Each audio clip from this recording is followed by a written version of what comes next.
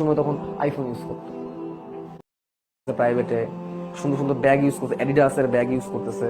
ওই সময় তো মনে করো আমার ছিল একটা সিম্ফনি অ্যান্ড্রয়েড ফোন, আমার বন্ধুরা ওই সময় তখন আইফোন ইউজ করতো। তাতে আমি আন্ডারস্টিমেট করতেছি না এই ইউ টাইপের যে পাবলিক গুলা, আর বহুত পাবলিক এখন হারায় গেছে, বহুত পাবলিক এখন হারায় গেছে, এখন তাদের অস্তিত্ব নাই। আলহামদুলিল্লাহ তাদের থেকে ভালো আছি, কারণ লাইফে খুব স্ট্রাগল করে এই পর্যন্ত আসছি, খুব স্ট্রাগল করে এই পর্যন্ত আসছি। আমার শুরুর দিনগুলো খুবই খারাপ ছিল। আমার এমনও হয়েছে যে আমি নিজে প্রাইভেট পড়ছি, সেই প্রাইভেটের টাকা দিছি, আমি নিজে প্রাইভেট পড়ায়, এরকমও হয়েছে। কারণ আমার কলেজে লাইফে আমার আম্মুর ক্যান্সার ধরা পড়ে ওই সময় আমার কলেজ লাইফে। তো ওই সময় তো আমার ফিনান্সিয়ালি খুবই একটা ক্রাইসিসের মধ্যে দিয়ে গেছিলাম আমি তখন। কারণ পুরো আমার মা ছিল সিঙ্গেল মাদার, তো সিঙ্গেল মাদার হিসেবে তার কিন্তু জব করে তার সংসার চালানো লাগতো। তো ওই মুমেন্টে আম্মু যখন ক্যান্সার ধরা পড়লো, তখন তো আম্মু জবও ছেড়ে দিল। তো পুরো আমার নিজের পড়াশোনার পুরো ব্যাপারটা আমার উপর এসে পড়লো। তো ওই দিনগুলো খুব দেখে পার করে আসছি, এবং লাইফে একটা জিনিস সবসময় বুঝতাম যে আর কিছু হোক আর না হোক পড়াশোনা করতে হবে,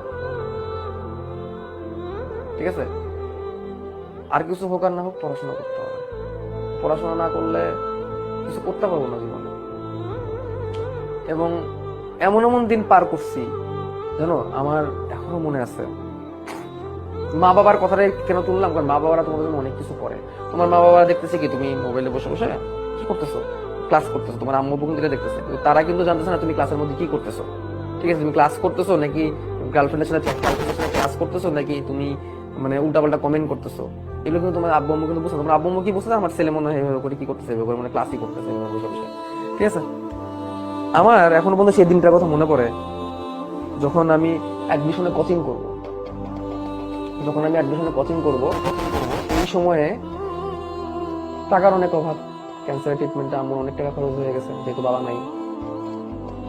তো কোচিং করতে হবে, ফর্ম টম তুলতে হবে, অনেক কিয়া। তো আমার বয়সে মারা গেছিলেন আমার বাবা। তো আমাদের ফ্যামিলির জন্য আসলে তেমন বেশি কিছু রেখে যেতে পারেন নাই, মাত্র 38 ইয়ার্স বয়সে মারা গেছিল আমার আব্বু।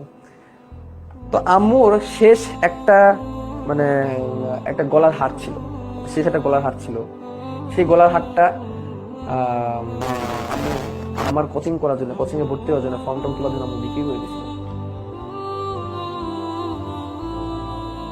অবস্থা। এবং আমার আম্মুর আগে কানে গলার যেগুলো ছিল এগুলো একবার চুরি হয়ে গেছিল, একটা মাত্র টিকে ছিল গলার একটা হার, সেটাকে ওই সময় 18,000 টাকা দিয়ে 2016 সালে 18,000 টাকা দিয়ে ওই সময় আম্মুর গলার হারটা বিক্রি করে দেয়।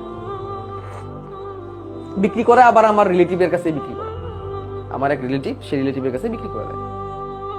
কেন বিক্রি করে? কারণ ছেলের পড়াশোনা করতে হবে, ছেলের কোচিং এ করতে হবে, টাকা দিতে হবে, অ্যাডমিশন। তোমাদের প্রত্যেকের বাবা মা কিন্তু এরকমই স্যাক্রিফাইস করে। যারা অনেক পশ, ওই যে ইও টাইপের, তারা কিন্তু এই জিনিসগুলো বুঝবে না। তারা, আমি জানি এখানে যে 30,000 স্টুডেন্ট আছে, 24,000 স্টুডেন্ট আছে, প্রত্যেকের মধ্যে ম্যাক্সিমাম হচ্ছে মধ্যবিত্ত বা নিম্ন মধ্যবিত্ত, আমি এটা জানি, বহুদিন ধরে পড়াই।